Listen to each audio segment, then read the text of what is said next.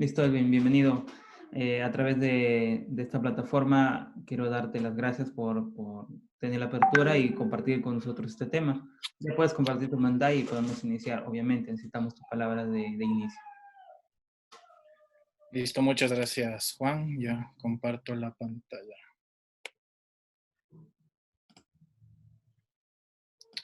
Ok, perfecto.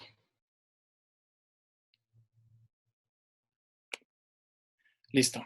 Muchas gracias a todos por estar aquí.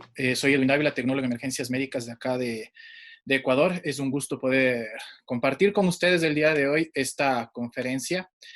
Este foro que trata de sacarnos un poco del asunto de la pandemia, del COVID, así es que esta charla no se trata de inmovilización vertebral versus restricción del movimiento espinal en contexto de COVID, no, es para pensar en otras cosas porque a la final nuestros pacientes también están sufriendo otro tipo de complicaciones, también están sufriendo traumas, también están sufriendo accidentes de tránsito, caídas, etcétera, y considero que es muy importante poder tratar este tipo de temas en este tipo de espacios. Eh, Cuando hablamos de inmovilización vertebral completa versus restricción del movimiento espinal, básicamente estamos hablando de lo mismo, pero existen diferencias importantes. Antes de continuar, les animo a que hagan todas las preguntas que ustedes quieran, ya lo mencionó Juan, que las pongan en el chat. El equipo de la Escuela Peruana de Paramédicos va a clasificar todas las preguntas para al final tratar de responder la mayor cantidad de preguntas que se pueda. Así es que póngale usted lo que quiera de pregunta, siempre que sea relacionada al tema y trataré de darle solución a su cuestionamiento. Volviendo al tema, entonces, en la primera parte debemos recordar que es importante tener en cuenta que el daño de la médula puede ser inmediato, es decir, que se presenta instantáneamente del traumatismo, una lesión primaria, por decirlo así, o puede producirse más tarde como resultado del movimiento inadecuado de la columna vertebral. ¿Qué significa esto? Significa que tanto la lesión puede producirse como producto del trauma en el momento del accidente de tránsito, en el momento del trauma penetrante, del apuñalamiento, de la herida por bala de fuego, lo que ustedes gusten, como también por el movimiento que puede producir el mismo paciente o que puede producir el personal que le está tratando de ayudar, llámese testigos de la escena, llámese familiares o el mismo personal de salud. ¿Por qué quiero que consideren esto? Porque es importante mantener este enfoque durante toda la conferencia y mantener una mente abierta para poder entender todo lo que vamos a hablar después, que está basado en un documento que ya les voy a mostrar. ¿Cuáles son los conceptos que nos van a ayudar a entender un poco el tema de las lesiones en columna vertebral? Primer punto, la mayoría de lesiones se van a producir y se producen, de hecho, según estadística, más del 65% en columna cervical. ¿Por qué? Porque la cabeza es similar a una bola de boliche. ¿Qué significa esto? Que a la cabeza estar ubicada en la punta de la columna vertebral en la parte superior y no tener estructuras de sostén en la parte lateral, anterior o posterior, esta se vuelve un efecto de péndulo en el momento que se realiza el movimiento, tal como si fuera a lanzarse una bola de boliche. La cabeza proyecta el movimiento hacia la columna vertebral, lo cual puede incrementar la probabilidad del daño que se puede producir. Segundo concepto que nos va a ayudar a entender todo esto, la primera ley de Newton. ¿Qué quiero decir acá? Recordemos que todo cuerpo en movimiento se mantiene en movimiento o en reposo hasta que una fuerza externa y contraria produzca el efecto contrario. ¿Qué significa esto? Que si la columna vertebral va a empezar a moverse o a desplazarse producto de un viaje en automóvil, asimismo, cuando el automóvil se detiene bruscamente por un impacto, la columna vertebral, en este caso de lo que se trata esta clase, va a seguir moviéndose en la misma dirección hasta que sea frenada por otro objeto. Llámese un impacto contra el volante que produzca que se detenga la parte anterior del tórax y por ende se va a detener al final la columna vertebral, o en un impacto posterior que se detenga por el impacto contra el asiento, etcétera. Eso es lo que debemos tener en cuenta acá nosotros siempre, ¿ok? Denme un segundo, por favor. Voy a desconectar algo nada más por acá.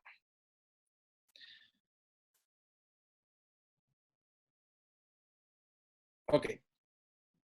En los movimientos, tercer concepto, los movimientos repentinos o violentos de los muslos y pelvis también pueden producir movimientos exagerados de la columna vertebral que pudieran llevar a una lesión.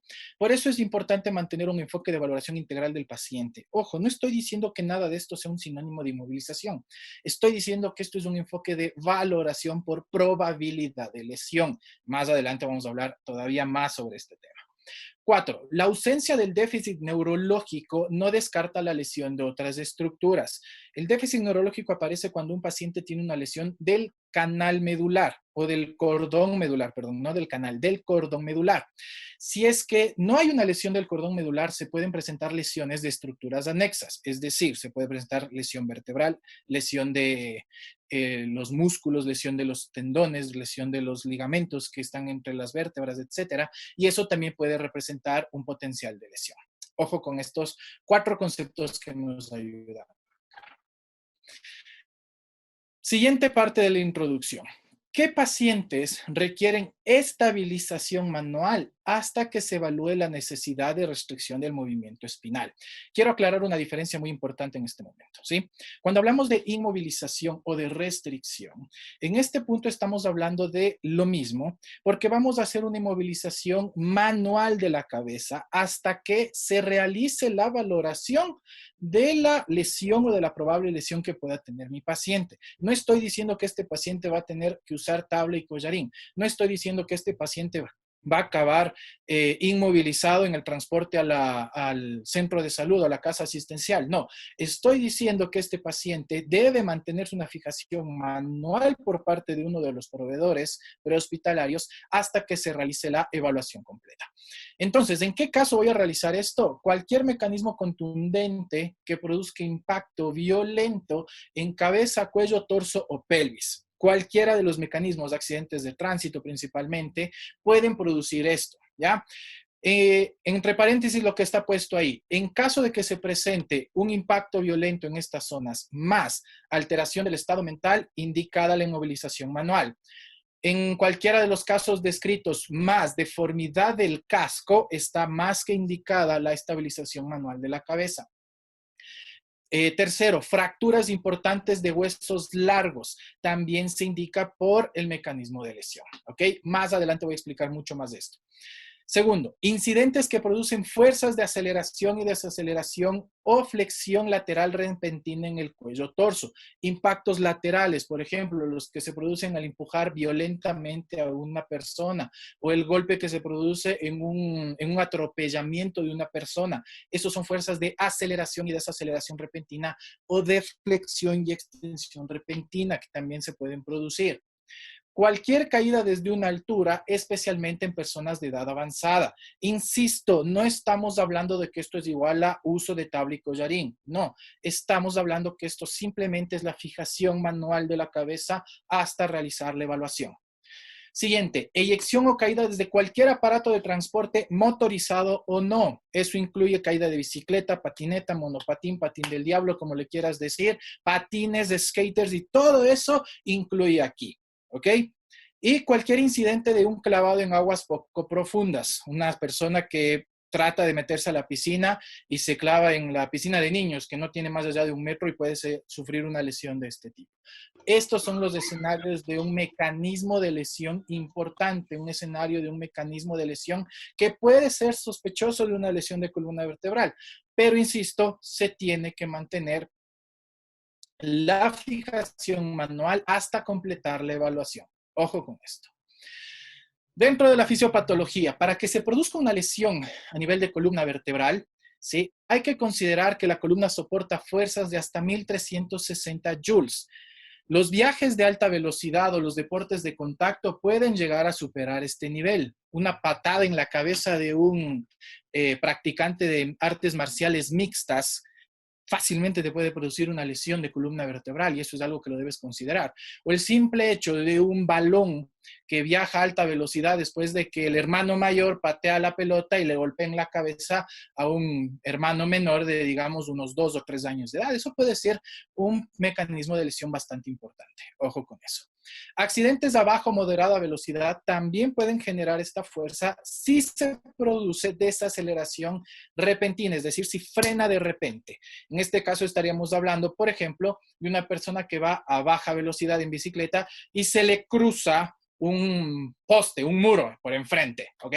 Eso quiere decir que puede ser una persona que tenga una probabilidad de lesión. Insisto, probabilidad de lesión no es igual a tener la lesión. Por lo tanto, todo esto que hemos hablado hasta ahora entra en el proceso de por qué debo valorar a este paciente para ver si tiene o no una lesión de columna vertebral. El documento en el que voy a basar la día de hoy es el que ven en pantalla. Este documento fue publicado en 2014 en el Pre-Hospital Emergency Care, una revista a la cual ustedes también pueden tener acceso. Y me gusta este artículo, perdón, es un artículo, esta publicación, porque resume bastante bien muchos de los aspectos de la evidencia. Este documento está basado en 60 referencias bibliográficas, así es que no es algo de que lo hicieron, no sé, revisando un solo libro o 2 libros y dijeron, ok, vamos a tomar esta decisión. No, fue un documento que se realizó en base a 60 referencias bibliográficas y la mayoría de ellas de investigaciones. Y vamos a hablar de algunas de ellas en esta conferencia. ¿Qué dice el título del documento? Pues básicamente lo que dice es las precauciones o el cuidado de la columna vertebral para el personal de emergencias médicas y el uso de la tabla de columna, un documento de recursos sobre la posición que adopta el colegio, por llamarlo así, o la Asociación Nacional de Médicos Emergenciólogos, perdón, de médicos del Servicio de Emergencias Médicas de los Estados Unidos y el Comité de Trauma del Colegio Americano de 2 instituciones ampliamente reconocidas por su trayectoria en el manejo de pacientes en situación de emergencia y obviamente en el manejo de pacientes de trauma. Si es que estamos hablando de instituciones que tienen mucha experiencia en investigación y academia con respecto a pacientes de ambulancia, ¿ok? Lo primero que está ahí, está directamente copiado de este documento que te menciono, así es que lo que básicamente dice acá es, las tablas de columna, las tablas largas de columna son comúnmente utilizadas en un intento de proveer inmovilización espinal rígida entre los pacientes del servicio de emergencias médicas. Sin embargo, el beneficio del uso de la tabla larga de columna no ha sido ampliamente probado. ¿Qué quiere decir esto? Básicamente aquí lo que vamos a hablar es un poco de la historia del uso de la tabla de columna.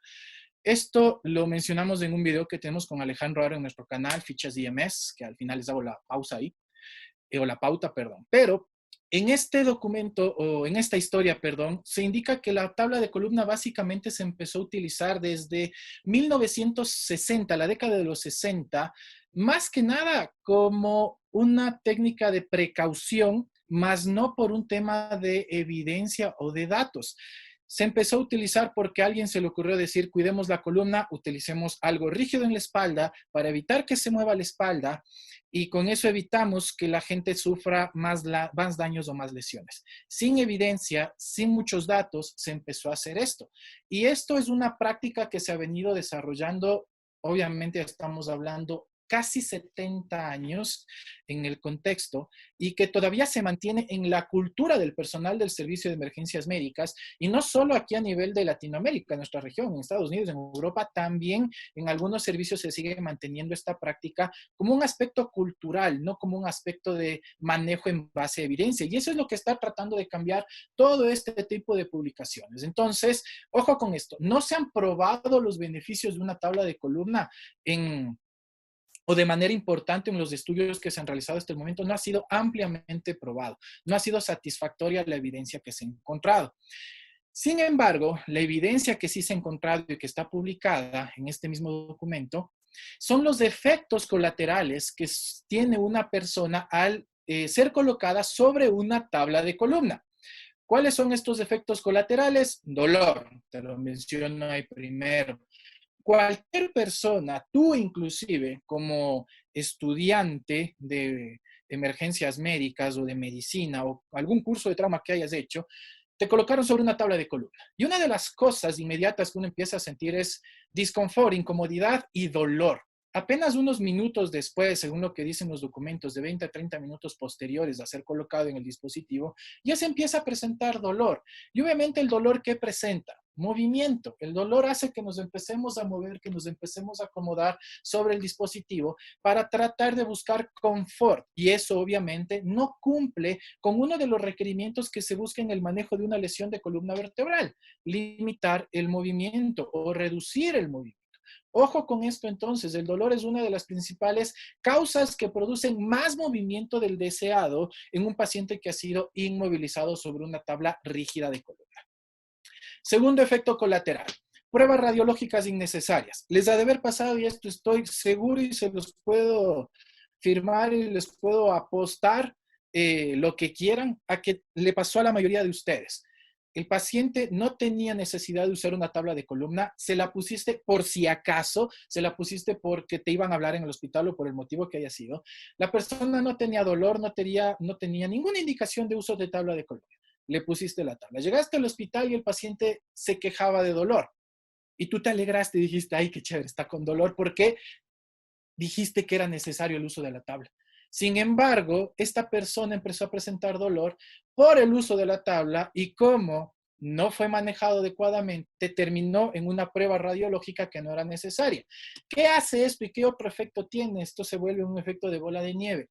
Quiere decir que le estoy ingresando a un paciente al hospital por una cuestión que no era necesaria. Ojo, enfocándome solamente en el tema de columna vertebral. Por una cuestión que no era necesaria, estoy gastando más recursos y estoy gastando más tiempo. Eso quiere decir que estás afectando al resto del sistema. Por eso es importante identificar. ¿Ok? Tercer efecto colateral: compromiso respiratorio. Está documentado, y esto estaba en la evidencia, que se incrementa entre un 25 y 75% el esfuerzo respiratorio de los pacientes que son inmovilizados de forma innecesaria. En este punto específico, el estudio se realizó en alrededor de 100 voluntarios sanos y todos ellos presentaron algún grado de compromiso respiratorio. Y ya te digo, del 25 al 75% aumenta el esfuerzo respiratorio de los pacientes, ya sea por el uso de la tabla de columna sola o por las cintas de restricción mal colocadas en la parte del tórax. Y la cuarta, las úlceras de presión. Obviamente esto es algo que se estudia no solamente en el tema del uso de la tabla de columna, sino en el manejo de pacientes de cuidados intensivos, pacientes críticos, pacientes de larga estancia sobre una cama. Se ha estudiado mucho esto y es obvio que una persona va a presentar una lesión del tejido blando si es que pasa demasiado tiempo sobre una superficie rígida que no le permite la circulación adecuada. En el estudio lo que se demostró es que aproximadamente a los 30 minutos del uso de la tabla de columna, el 80% de los pacientes ya presentaba un grado de isquemia en el tejido blando. No digo úlcera, digo un grado de isquemia en el tejido blando que a la posterior se podría presentar como una úlcera de presión. ¿Okay? ¿Qué dice entonces la frase que tenemos al final? El uso de la tabla de columna, ¿sí?, para la inmovilización espinal durante el transporte debería ser juicioso, es decir, pensado, viendo los potenciales beneficios versus los riesgos que se presenta con este paciente. ¿Qué significa esto? Significa que debemos pensar bien qué paciente es el que necesita usar una tabla de columna. Para esto existen diversidad de criterios que se pueden manejar, criterios Nexus, los criterios canadienses, lo publicado en el PHTLS, etcétera. Ya vamos a hablar más adelante, pero el asunto es ese. Se está animando a la gente a pensar bien antes de utilizar una tabla de columna. En base al mismo artículo, ¿qué dice acá? Ojo con la FEL, es decir, ¿qué pasa con la tabla de columna? ¿Qué cuidado debo tener para usar la tabla de columna? ¿Y qué complicaciones tiene este dispositivo? Lo primero que quiero que veas acá es esta publicación de Domier, que está acá, Domier y otros, en 2003, reportaron que las lesiones en columna cervical son relativamente infrecuentes, casi nada. De 22.300 pacientes que están acá reportados, el 1% aproximadamente, es decir, 237, tuvieron lesión espinal. Y en otro reporte se está hablando de que, perdón, y en el mismo reporte se habla que de este número, el 68 pacientes, es decir, el 0.3%, tuvieron efectivamente una lesión de la médula espinal. ¿Esto qué quiere decir? Que no se ha podido demostrar o no se ha podido ver cuál es el manejo más efectivo en el campo debido a la rareza de este tipo de lesiones. En el ámbito prehospitalario no se ha podido probar de manera efectiva un dispositivo que sea eficaz en la disminución de lesiones o de la probabilidad del potencial de lesión para este tipo de pacientes. Nada lo ha demostrado. La mayoría de recomendaciones con respecto al manejo de pacientes con sospecha de lesión en columna vertebral, se habla de uso de la tabla de columna o de un dispositivo, ¿sí?, de limitación del movimiento con el uso de un collarín. Tal vez alguno de ustedes me diga, el X-Collar limita mucho más el movimiento y se ha demostrado. Sí, limita mucho más el movimiento que un collarín de extricación común y silvestre, digámoslo así. Pero no se ha demostrado que el uso de cualquier dispositivo sea más efectivo en disminuir la lesión o el potencial de lesión que tiene el paciente. Eso es lo que debes de entender. ¿Por qué? Porque no se ha podido probar, no se ha podido estudiar. Son raras las lesiones que sufren los pacientes. Es raro encontrarse con un paciente que tenga efectivamente una lesión del canal medular, ¿ok? A nivel cervical, como lo refleja en este dato. En otro reporte, en otro estudio realizado en 1998, se comparó los resultados neurológicos de pacientes que recibieron inmovilización espinal estándar, es decir, uso de collarín, ¿sí?, y de tabla de columna, como dice acá, en pacientes atendidos en Nuevo México, en Estados Unidos, por el personal de emergencias médicas, versus pacientes que fueron atendidos en Malasia, ¿sí?, al otro lado del mundo, en donde ningún paciente del estudio recibió algún tipo de procedimiento de restricción del movimiento o inmovilización vertebral. ¿Cuál fue el resultado de esta comparación de casos? Los pacientes de Nuevo México presentaron más complicaciones neurológicas. Ojo que cuando hablamos de complicación neurológica no necesariamente nos referimos a parálisis, nos estamos refiriendo a cualquier tipo de resultado que puede incluir parestesia, ¿sí? Entonces, por último, un paciente que no requirió inmovilización, pero que le pusieron tabla y collarín, llegó al hospital y estaba con parestesias por el uso de la tabla, más no por una lesión que se pudo haber presentado. Esos fueron los resultados que se están evidenciando en este estudio comparativo de casos, ¿ok? Para el año 2010, otro reporte que está acá, ¿sí?, se realizó un estudio sobre los resultados obtenidos del Banco Nacional de Datos de Trauma de los Estados Unidos, comparando los resultados del trauma penetrante en pacientes que fueron inmovilizados o no. ¿Cuál fue el resultado de este análisis de los datos? Que la mayoría de pacientes que recibieron inmovilización murieron, porque se enfocaron en el manejo de la lesión, de la, entre comillas, lesión de columna vertebral, que pudo haber sido inexistente, y no se enfocaron en el manejo de la lesión que amenaza la vida. Ese fue el resultado. Los pacientes que no recibieron inmovilización tuvieron más sobrevida que aquellos pacientes que sí tuvieron algún procedimiento de inmovilización. ¿Okay? Como nos dice acá abajo, únicamente el 0.01% de los pacientes de esta muestra tuvieron algún grado de lesión espinal completa o inestable que requirieron fijación mediante operación. Es decir, en el trauma penetrante, la lesión de columna o de médula espinal, perdón, es relativamente inexistente. 0.01% del total de datos del National Trauma Data Bank de los Estados Unidos.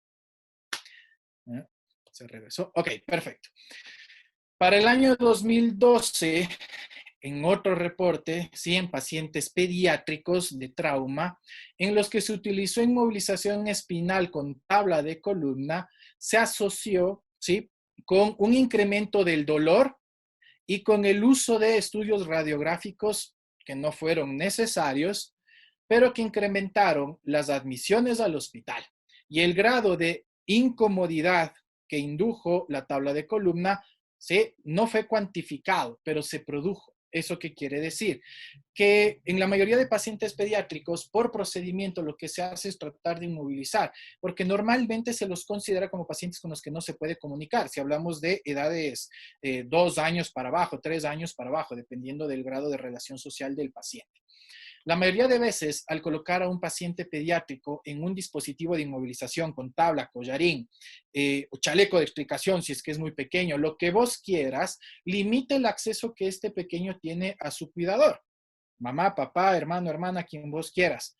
Y lo que habíamos hablado antes, si un adulto, el momento que siente dolor, empieza a moverse por incomodidad, un niño, el momento que está alejado de sus cuidadores y que está aparte limitado, envuelto como momia, no es normal para él, no le entiende él. Y él que trata de hacer, de moverse y pelea con el dispositivo. ¿Y qué se encontró en esto? Que la mayoría de pacientes que reciben alguna extricación, algún procedimiento de extricación involuntaria, presentan mayor movilidad de la columna vertebral.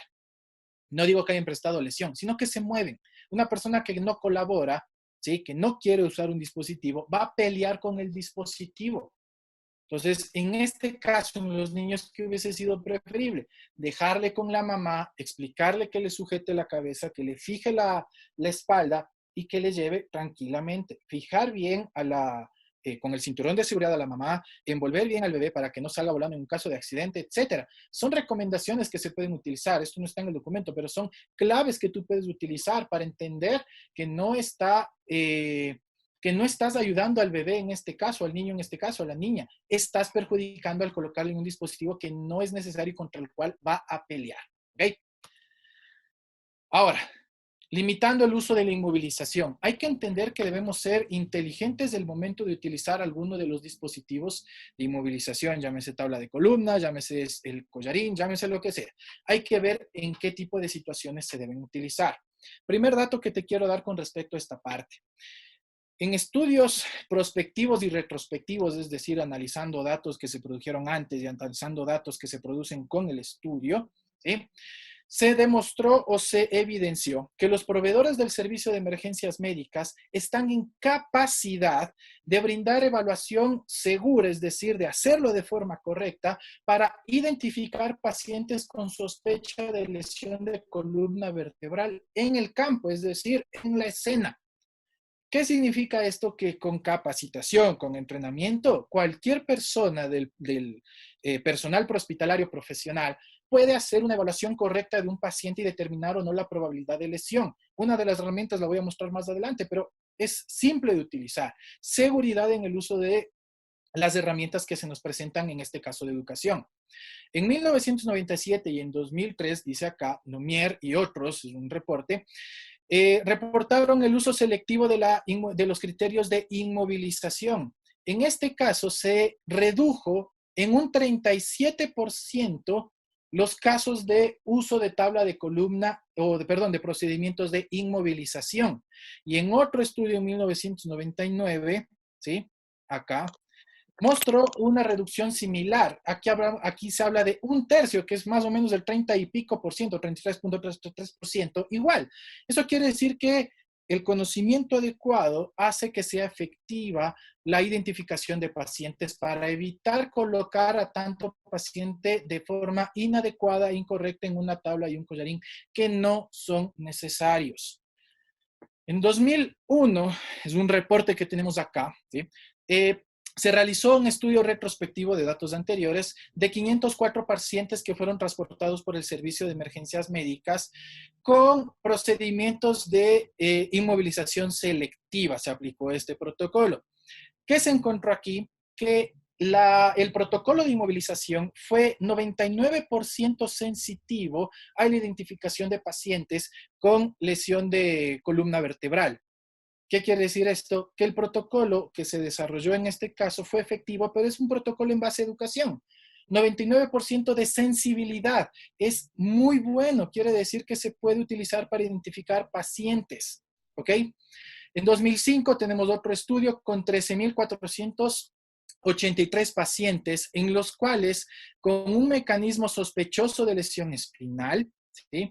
El personal de emergencias médicas utilizó procedimientos de inmovilización, algoritmo para procedimientos de inmovilización selectiva, y que se identificó un 92% de los pacientes que requerían la inmovilización. De los 13.483 pacientes, el 92% requirió inmovilización. El resto no la requería. 8% no la requería. Esto fue una revisión de casos que se utilizó. ¿Ok? ¿Cuáles son las precauciones que debemos tener durante el transporte de los pacientes para este tipo de situaciones? Primero, la ambulancia o la camilla de la ambulancia, ¿sí?, genera el efecto de una tabla de columna pero acolchada, y en combinación con el collarín cervical y las cintas de sujeción brindan al paciente la misma efectividad en el manejo de la posible lesión de columna vertebral que una tabla de columna convencional. ¿A qué se refiere acá esta parte? Que no es mandatorio llevarle al paciente sobre la tabla de columna. Lo que se está indicando es que el paciente puede ser transportado con el collarín, con las cintas de sujeción corporal, pero fijado a la camilla de la ambulancia sobre la colchoneta. No pasa absolutamente nada. Una tabla de columna se vuelve un poco más perjudicial al no tener el acolchado porque genera disconfort.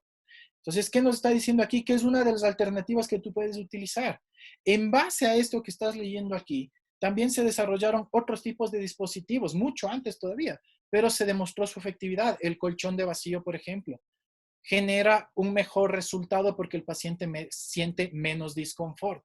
Pero aún así se tiene que saber utilizar. Cumple los mismos criterios, cuándo utilizar y no restricción del movimiento espinal. Ahora, de la ciencia a la práctica. Los datos lo que nos han ido diciendo hasta ahora es que la tabla de columna puede causar efectos secundarios no deseados y que no está demostrado su efectividad en el campo. Eso es lo que nos ha demostrado todo lo que hemos hablado este momento. Y lo que está mencionando es que el uso debe ser consciente y racional de los dispositivos de inmovilización o de restricción. Cualquier dispositivo que se utilice para restringir el movimiento de una persona debe ser utilizado bajo criterio. Eso es lo que nos he estado mencionando hasta el momento. En el análisis de la literatura, en el uso de la tabla de columna, es evidente que las tablas de columna pueden ser utilizadas como dispositivos de apoyo durante la extricación del paciente, pero que no se ha demostrado o no hay evidencia que demuestre que el uso de la tabla de columna prevenga, ¿sí?, el deterioro de una lesión durante el transporte. Eso es lo que ¿qué significa esto acá? Significa que está bien, está súper bien que utilices un dispositivo de este tipo para extricar o para sacar al paciente. No solamente cuando hablo de extricación estoy hablando de vehicular. Estoy hablando de sacar al paciente de alguna zona de acceso limitado. De eso es lo que me estoy refiriendo. ¿Qué ha sucedido en los últimos años con todo este cambio en el manejo de los procedimientos? Mucha gente, muchos servicios han ido limitando el uso de la tabla de columna.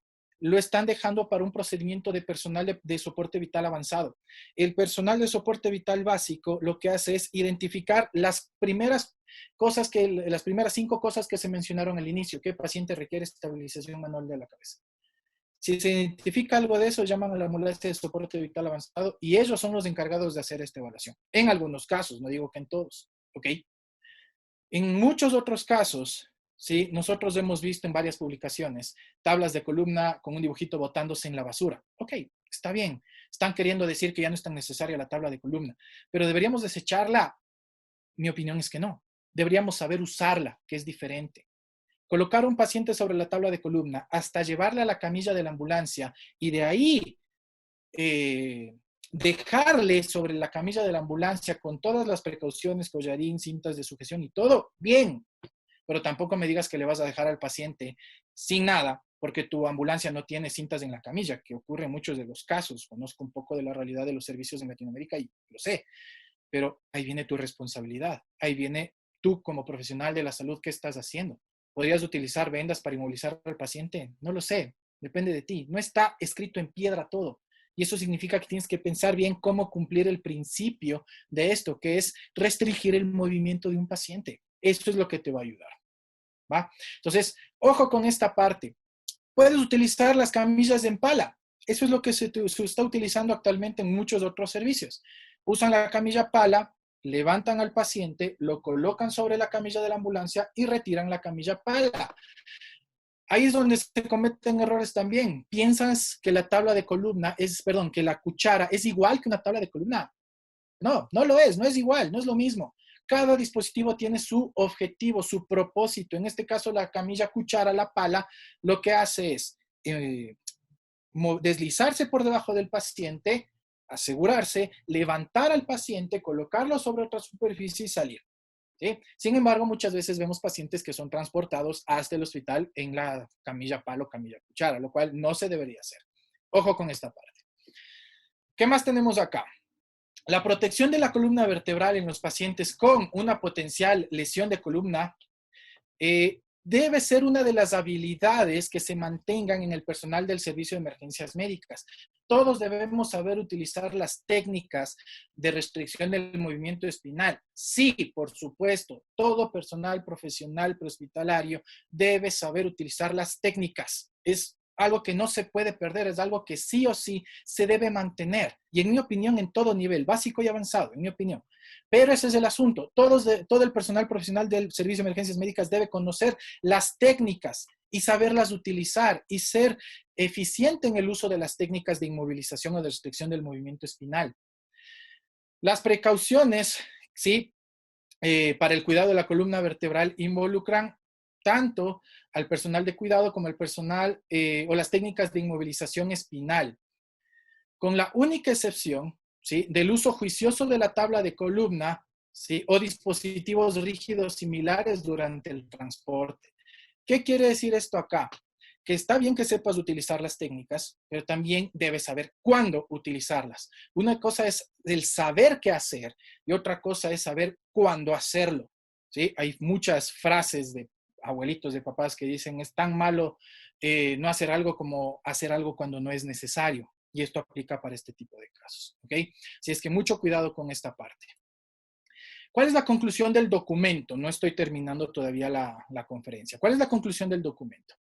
Lo que nos dice aquí en pocas palabras, no voy a leer todo lo que está acá, pero en pocas palabras lo que nos dice es que se debe mantener las habilidades de inmovilización o de restricción del movimiento espinal, que se debería mantener el uso de dispositivos rígidos de inmovilización para la extricación del paciente, pero que no se debe transportar al paciente sobre estos dispositivos y que el criterio de uso de los dispositivos debe ser parte de la educación que tú debes recibir. Esto es parte de lo que tú debes saber. El uso de los collarines, de las tablas de columna, de las cintas de fijación, limita el movimiento y esto es muy efectivo en el caso de presentarse una lesión de columna vertebral. El asunto es identificar cuándo un paciente puede tener una lesión de columna vertebral. Así es que para eso vamos a pasar acá. ¿Cuáles son las indicaciones entonces para la restricción del movimiento espinal? Todo lo que voy a mencionar a partir de aquí está basado en el PHTLS, como lo ves acá abajo, PHTLS novena edición en 2019. Ok. Indicaciones para restricción del movimiento espinal o como lo encuentras en el libro, inmovilización de columna vertebral. Se usa como sinónimo, no hay problema. El asunto es que entiendas el cuándo. Eso es la diferencia entre restricción e inmovilización. Es un cambio de paradigma. Lo primero que debes saber, reconocer, ¿sí?, es si existe un mecanismo de lesión preocupante. Eso es lo primero que te dice acá. ¿Existe un mecanismo de lesión importante, sí o no? Esto es una diferencia clave de lo que se manejaba hasta hace un año tal vez atrás, poco más de un año atrás, en el que lo primero que se identificaba era el Glasgow. Y ahora lo primero que te pide identificar es el mecanismo de lesión, si es o no preocupante. Porque ahí es cuando el paciente debería entrar entonces en ver si cumple o no los requerimientos. ¿Cuáles son los mecanismos de lesión importantes? Son los que te puse arriba. Yo los voy a repasar después, pero espero que los tengas en mente. Si es que el paciente presenta un mecanismo de lesión preocupante, cualquiera que este sea, lo siguiente que vas a evaluar, ¿sí?, es la alteración del estado de conciencia. Ojo, y aquí viene una parte muy importante.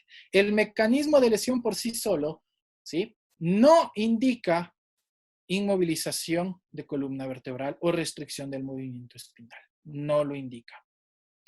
Te pide que primero evalúes el nivel de conciencia.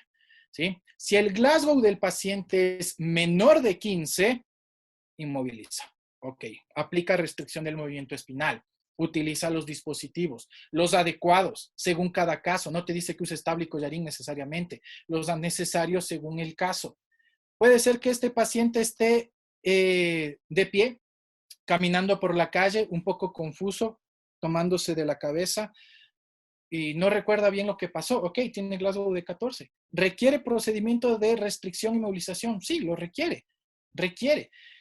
¿Cómo le vas a poner a este paciente en la tabla? Claramente en este mismo documento que lo puedes buscar, ¿sí? Lo vas a poder leer y te dice, a los pacientes que puedan moverse, ¿sí? Se les puede pedir que solos se acomoden sobre la camilla de la ambulancia. Simple.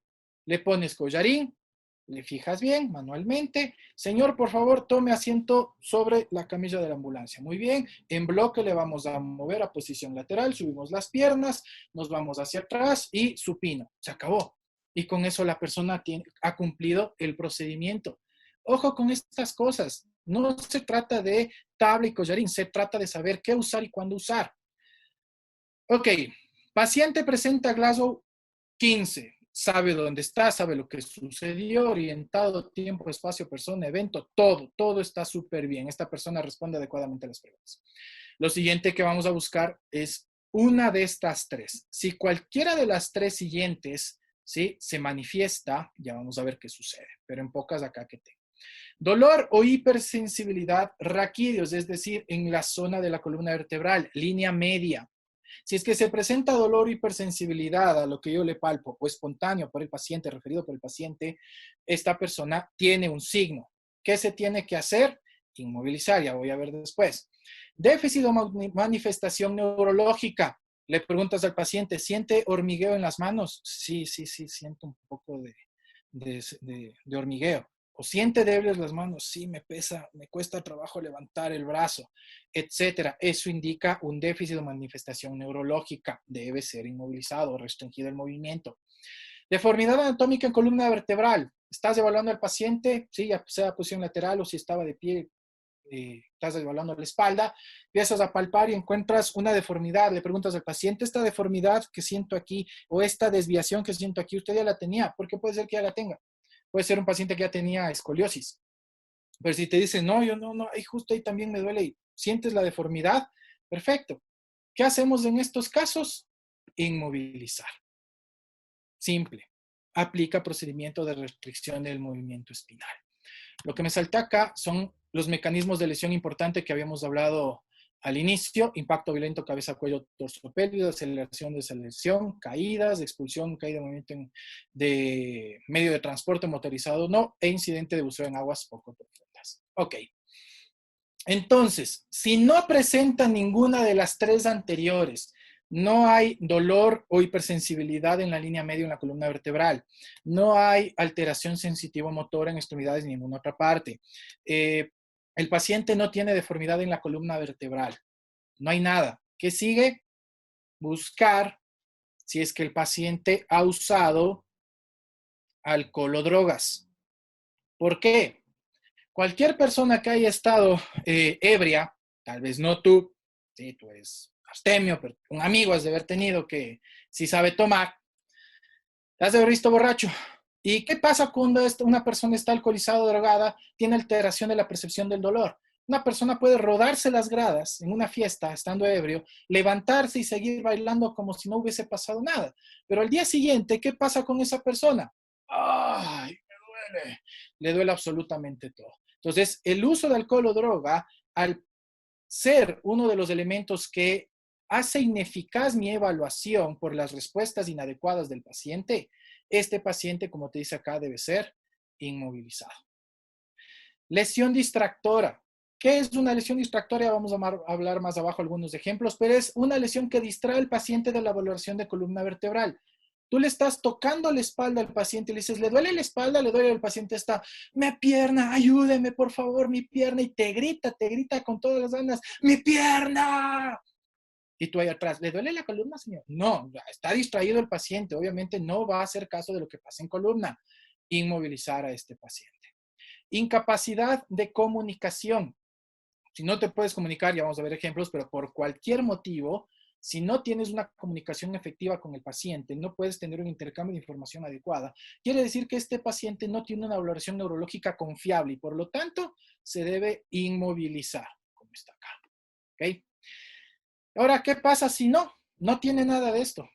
No está con presencia del colodroga, no hay evidencia del colodroga, no hay lesión distractora y has conversado todo el tiempo con el paciente sin ningún problema. ¿Qué dice acá? No está indicada la inmovilización, para nada, no está indicada. No hay que utilizar procedimiento de restricción del movimiento espinal, simple. Y ojo que en todos los casos que has visto te dice después transporte, porque hay que dejar algo muy claro. Esto no es un esquema de decisión para transporte de pacientes, no es un esquema de decisión para uso de restricción del movimiento espinal. Es para eso. No es para decidir el transporte, porque puede ser que el paciente tenga otro tipo de lesiones que sí ameriten transporte. Lo que te está diciendo es que si llega a este punto, no utilices tabla y collarín para transportarle. Punto. Ojo con esta parte. ¿Qué es entonces una lesión distractora? Ejemplo, fractura de hueso largo, fractura de fémur, fractura de húmero, fractura de pelvis, sumamente dolorosas. Se distrae el paciente. Sospecha de lesión visceral abdominal, que el paciente manifiesta mucho dolor. Laceraciones grandes o lesiones por colisión, en la que el paciente esté sujetándose a alguna parte del cuerpo que le duele bastante.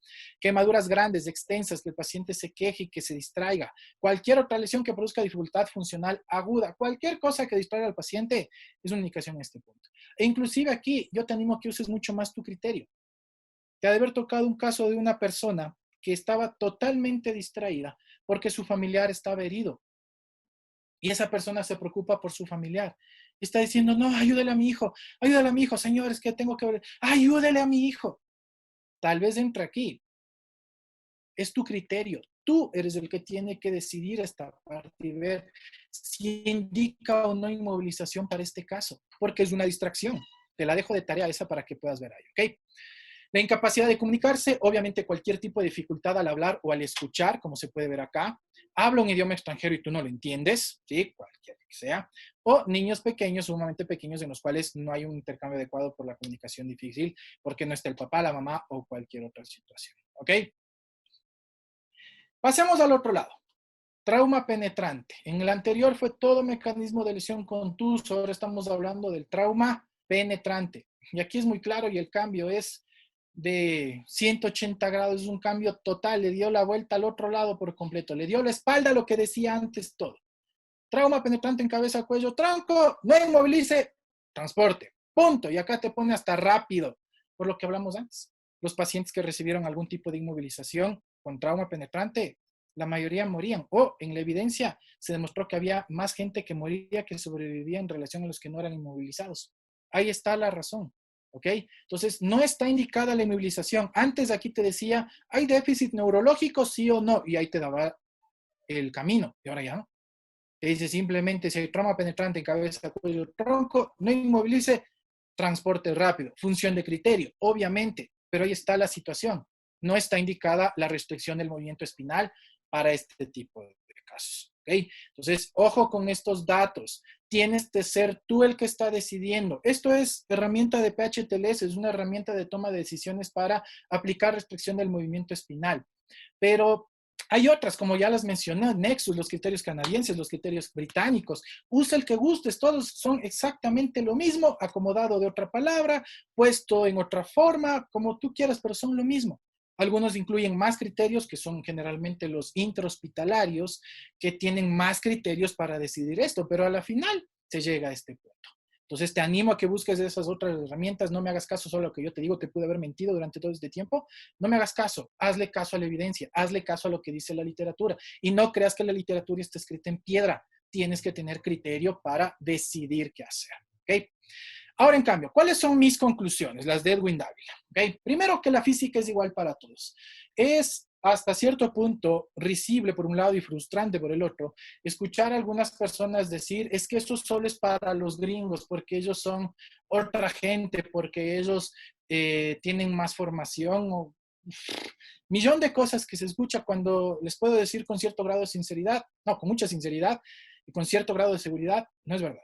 ellos también pueden cometer errores, cometen los mismos y hasta peores errores que la gente acá en Latinoamérica o en otros lados donde se supone no somos tan avanzados en el tema de educación prehospitalaria.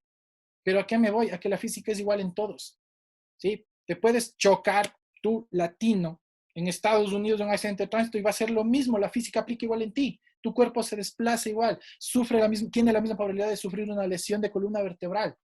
Me enfoco en columna vertebral, ojo. Pero la física es igual para todos. Entonces, ¿qué es aquí? Puedes usar los mismos criterios. No te centres, no te encierres en el hecho de que eso solo es para los gringos. Ellos sí pueden decidir quién se moviliza y quién no. No, tú también. Necesitas ser entrenado, necesitas ser capacitado. En algunos casos necesitas cambiar por completo tu esquema referencial y sacar de la cabeza esas telarañas. Porque, soy sincero, muchos de nosotros recibimos educación por dogma. Nos dijeron que así era y no nos decían por qué era así. Simplemente es así y se acabó. Y así se nos quedó. Así es que te animo a que salgas de esa zona de confort con respecto al manejo de lesiones de columna vertebral. Mi segunda conclusión, hay que diferenciar para identificar quién requiere la restricción del movimiento espinal. Te presenté una de las herramientas, ya tienen a usar las otras. Si es necesario, practica. Si es necesario, haz casos. Anímense entre compañeros a hacer resoluciones de casos. Busquen más información, busquen más evidencia. Busquen a la gente que tal vez sepa un poco más de ustedes con respecto a este tema, para que les ayude a tener una mejor deducción de criterio y que ustedes puedan saber definir entonces qué pacientes son los que requieren de restricción del movimiento espinal. Siguiente, siempre al aplicar la restricción del movimiento espinal hay que hacerlo a quien lo necesite. Ya sabes identificar, ahora tienes que saberlo usar en quien de verdad lo necesite. Si te has dado cuenta en tema de manejo, no te he hablado mayor diferencia, no te he dicho nada. Tal vez la mayor diferencia fue decirte que no le pongas a la persona la tabla de columna durante el transporte y que solo lo uses durante el proceso de extricación. Tal vez la segunda mayor diferencia fue decirte que en un paciente que está caminando, le digas al paciente que él se acomode sobre la camilla. Eso es la diferencia. Si quieres ponerlo eso como inmovilización versus restricción, ponlo, pero ahí está, ¿ok? Y la cuarta, la educación del personal del servicio de emergencias médicas es importante, es fundamental. Lo dije anteriormente, edúcate, prepárate, entrénate, únete con más gente para que esto sea efectivo para ti. La cosa es que tú estés seguro de esto que está acá. Que se acabe el criterio de es que en el hospital me hablan, es que mi jefe me va a reclamar, es que mi coordinador o mi coordinadora me va a reclamar por no usar la tabla. No. A ti te respalda la evidencia. Si sabes usar los criterios, con mucha seguridad debes aplicarlos. ¿Okay? Y la que le puse abajo, ¿sí?, es para que se acuerden una frase que es muy clara. La cinemática por sí sola no es un criterio de restricción del movimiento espinal. No lo es, ya lo dije al inicio.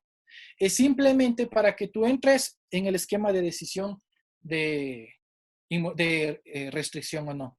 Paciente que cumple estos 5 criterios es el que va a ser evaluado. El que no, no lo necesita. Y por último, no sé, dudo de si tiene o no un mecanismo de lesión importante. Ok, evalúale. Y vas a ver cómo al final llegas a el no. Ok, ojo con esto. Muchas gracias. Quiero finalizar con una frase de Juan Manuel Fangio, pentacampeón mundial de Fórmula 1, que nos dice, hay que intentar ser el mejor, pero no creerse el mejor.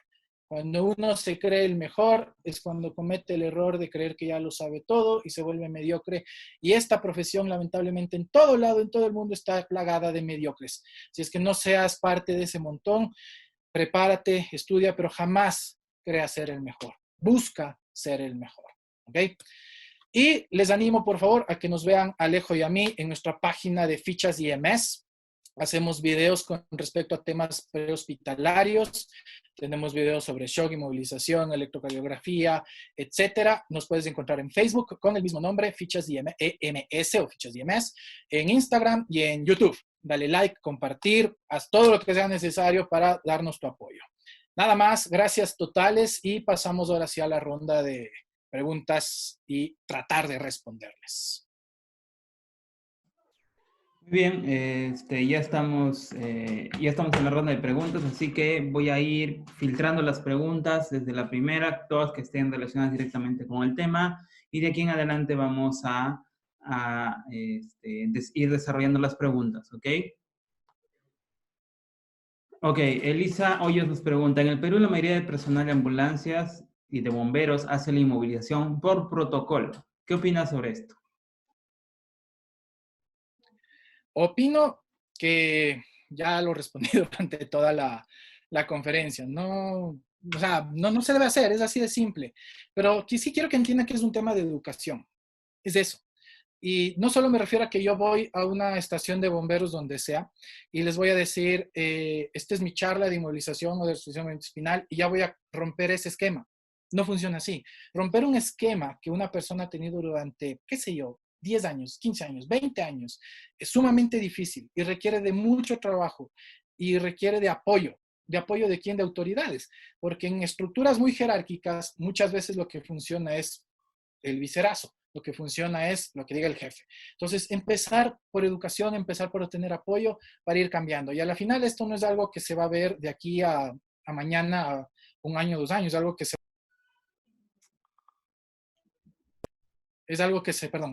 va a ver de aquí a mucho, mucho tiempo. ¿Ok? Esa es mi opinión.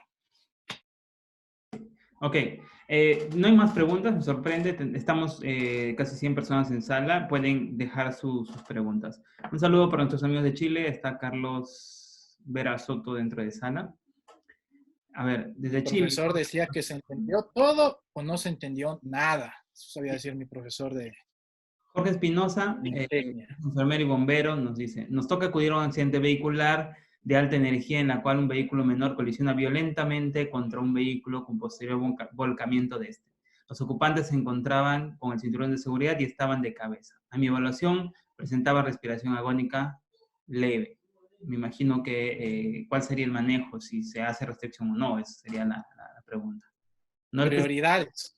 Uh-huh. Prioridades. Obviamente existe el potencial de lesión de columna vertebral, obviamente se debería manejar con el cuidado, pero aquí viene lo de siempre, criterio, razonamiento crítico, principios versus preferencias. En este caso, ¿cuál es la prioridad? Ayudarle al paciente, ventilarlo bien, etcétera, etcétera. ¿Cómo le voy a explicar? Con el menor movimiento posible, pero rápido, porque se te está muriendo. Entonces, ¿qué tienes que hacer? Sacarlo lo más rápido que puedas, con el menor movimiento posible, y ventilarle de forma inmediata. Si es que va enfocada eso tu pregunta, es lo que te puedo decir. Ok, listo. Ah, bueno, indicaba de complemento que tenía Glasgow 3, sospecha de una lesión medular con maniobra de Rauker. Ya es lo que acaba de decir Edwin, pero igual, Edwin. Ok. Nada más. Sí, espérate, lo están escribiendo. Ya están lanzando casos clínicos más que preguntas. Dice un paciente masculino de 22 años que se cayó en la calle. ¿Aplica inmovilización? ¿Cómo? No te escuché bien, ¿qué? Un paciente masculino de 22 años que sufre una caída en la calle. ¿Aplica inmovilización o no se aplica? Me faltan datos. Por Entonces supuesto. ahí tiene que seguir la línea de evaluación que acabamos de ver. Nexus, lo que quiera, pero tiene que seguir una línea de evaluación para determinar si es que amerita o no la inmovilización. Así como me lo dice, solo me está planteando el mecanismo de lesión y ya se dijo que por sí solo no es un criterio para decidir inmovilización. Definitivamente, y como indicas, la física va a ser para todos. Teniendo varios puntos, solamente a partir de esa información sentimos que está faltando más. Haciendo la evaluación inicial completa podríamos definir si requiere o no. Ok, bueno, en vista de que no hay más preguntas, quiero agradecerte, Edwin, una excelente ponencia, muchas gracias. Edwin es instructor internacional invitado en la Escuela Peruana de Paramédicos. Ustedes saben que estamos desarrollando estas ponencias por el aniversario, el 5º aniversario de la escuela, y agradecer la presencia de cada uno de ustedes. De todas formas, quiero pedirles que se pasen un momento por YouTube y busquen Fichas IMS o por Facebook Fichas IMS y dejar ahí un comentario positivo a favor de nuestro ponente y de las ponencias también que se van a realizar. Si estás interesado en participar de nuestras próximas ponencias, te pido por favor estar en contacto con la página. Igual puedes pasar por la página y dejarnos un comentario positivo. Nos va a alentar y nos va a motivar a seguir programando más conferencias de este tipo. Muchas gracias a todos por su apoyo, por su participación. Gracias por ser puntuales. Hemos empezado dentro de tiempo. Un saludo para toda la gente que se está conectando. Un saludo para Tony. desde España. Muchas gracias a todos. Un saludo y un abrazo. Edwin, nos vamos. Muchas gracias, igual a todos. Gracias por no preguntar. Me puse nervioso, no mentira. Pero gracias por haber escuchado. Espero que les guste y nada, cuando necesiten más ayuda, apoyo, lo que sea, estamos para darles la mano ahí. Y ya lo dijo Juan, síganos en Fichas EMS. Un gustazo haber estado con ustedes. Cuídense, muchachos, y nos vemos en una próxima transmisión. Chao, Edwin. Chao, people.